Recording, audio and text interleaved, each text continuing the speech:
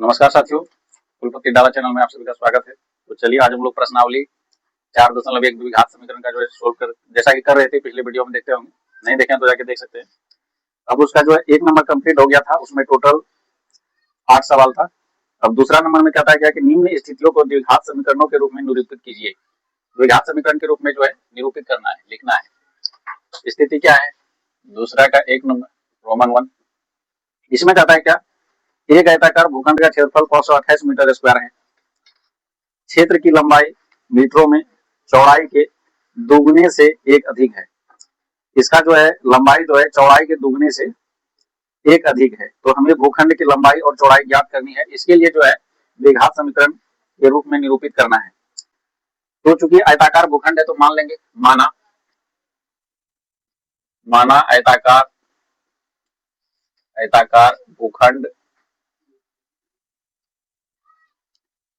भूखंड की चौड़ाई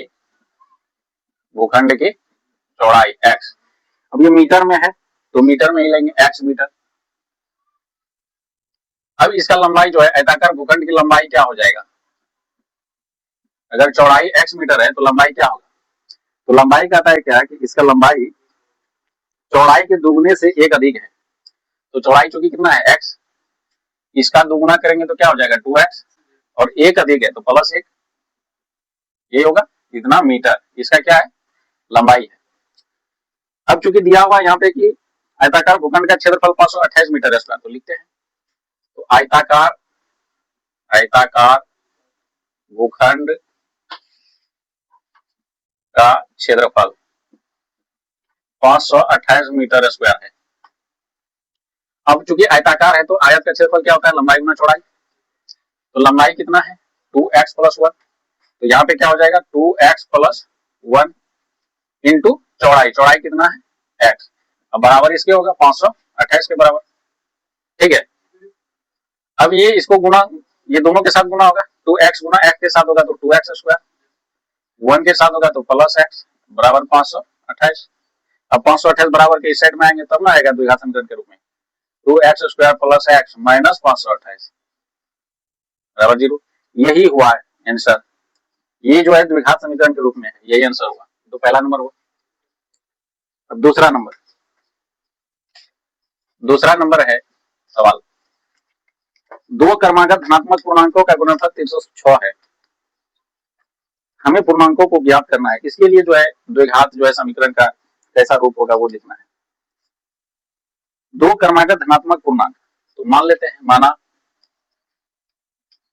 पहला क्रमागत धनात्मक पूर्णांक x। ठीक है, x पहला वाला x मान ली, और दूसरा वाला क्रमागत है। ठीक है, तो क्रमागत है तो जैसे 1 2 3 बढ़ते जा रहा है, 1 1 जोड़ता है तब ना दूसरा आता है। तो वैसे में अगर इसमें एक पूर्णांक को अगर x माने तो दूसरा वाला क्या होगा? x plus 1। दूसरा क्रमागत ये धनात्मक पूर्णांक क्या हो जाएगा? x प्लस 1 होगा। ठीक, तो अब कहता है इसका गुणनफल दिया हुआ है 306।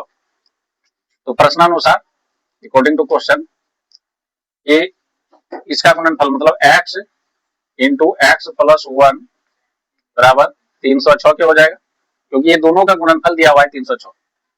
अब ये x x के साथ गुना होगा तो x स्क्वायर, x प्लस 1 के साथ होगा तो प्लस x बराबर 306। अब 306 को साइड लाएंगे, x square plus x minus 306 बराबर 0। ये हुआ द्विघात समीकरण के रूप में है, तो यही हो गया आंसर। ठीक है, अब जो है तीसरा नंबर सवाल देखते हैं।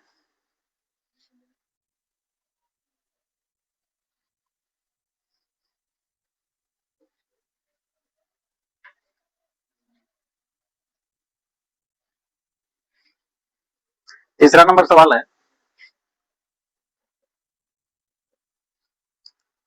रोहन की मां उससे 26 वर्ष बड़ी है। क्या कहता है? रोहन की मां उससे 26 वर्ष बड़ी है। किससे? रोहन से। उनकी आयु वर्षों में का गुणनफल अब से 3 वर्ष पश्चात 360 हो जाएगी। अब से 3 वर्ष पश्चात मतलब बाद में 360 वर्ष हो जाएगी दोनों का गुणनफल, रोहन का और उसकी माँ का। ठीक है, हमें रोहन की वर्तमान आयु ज्ञात करनी है। रोहन की जो है वर्तमान आयु ज्ञात करनी है। माना रोहन का वर्तमान आयु, माना रोहन का वर्तमान आयु x वर्ष,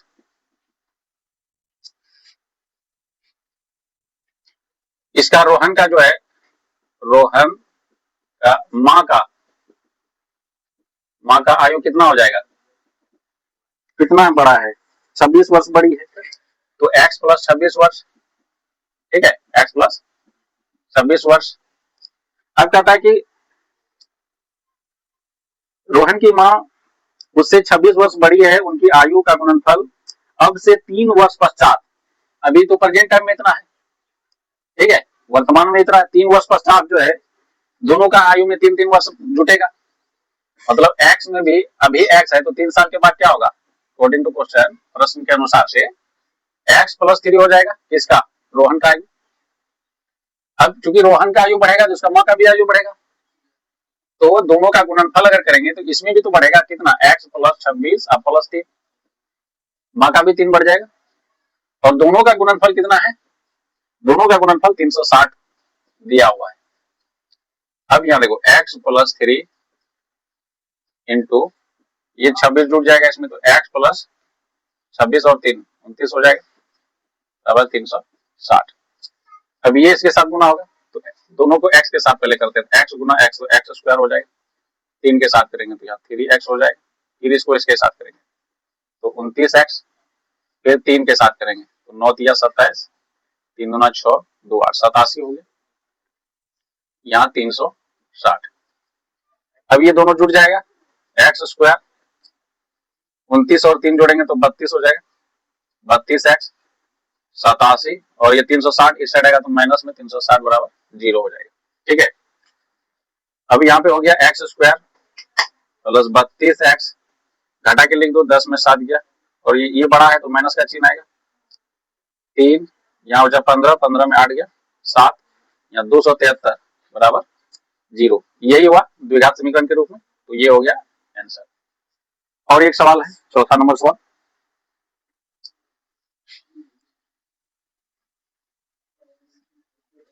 चौथा नंबर सवाल कहता है कि एक रेलगाड़ी 480 किलोमीटर की दूरी समान चाल से तय करती है। 480 किलोमीटर का दूरी जो है समान चाल से तय करती है। यदि इसकी चाल 8 किलोमीटर प्रति घंटा कम हो जाती तो, जितना स्पीड से चल रहा था उससे 8 किलोमीटर प्रति घंटा कम अगर हो जाता तो उसी दूरी को तय करने में 3 घंटे अधिक लेती।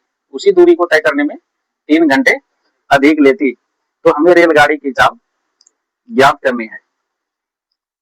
तो मान लो रेलगाड़ी की चाल, 4 नंबर, माना रेल गाड़ी की चाल x किलोमीटर प्रति घंटा। ठीक है, अभी ये स्पीड है। एक रेलगाड़ी 480 किलोमीटर की दूरी समान चाल से तय करती है। यदि उनकी चाल 8 किलोमीटर प्रति घंटा कम होती तो वह उसी दूरी को तय करने में 3 घंटे अधिक समय लेती। तो अभी अगर x चाल से जा रहा है तो जितना टाइम ले रहा है, अगर इसमें 8 किलोमीटर प्रति घंटा अगर चाल अगर कम हो जाएगा तो 3 घंटा ज्यादा समय लेता है।